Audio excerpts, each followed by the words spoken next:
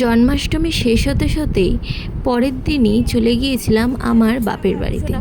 ওখানে ছিল মায়ের প্রতিষ্ঠা করা মনসা পুজো, আর তার জোগাড়যন্ত্র সব কিছু আগে থেকে বাবা করে রেখেছিল।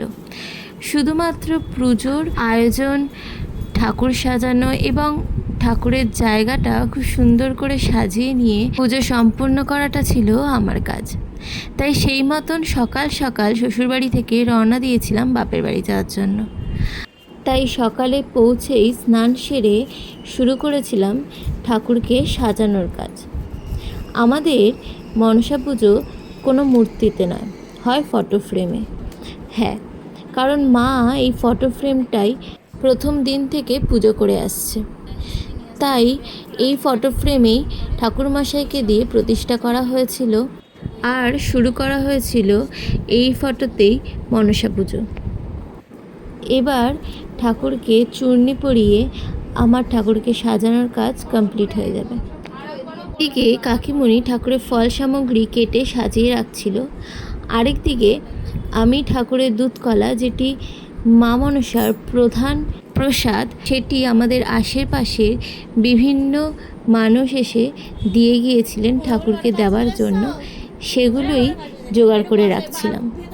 ঠাকুরমশাই অন টাইম আসাতে তাড়াহুড়োটা একটু বেশি লেগে গিয়েছে, ভিডিও করা সেভাবে সম্ভব হয়ে ওঠে না।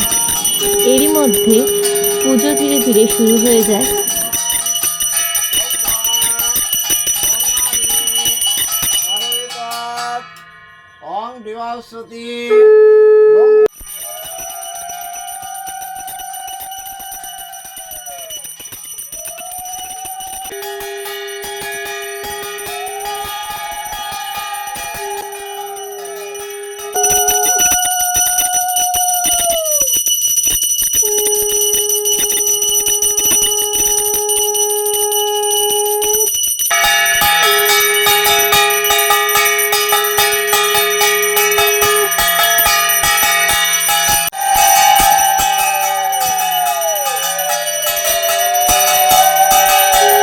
পুজো সম্পূর্ণ হওয়ার পর ঘট শুদ্ধ আমাদের মায়ের মুখটি কেমন লাগছে অবশ্যই জানাবেন।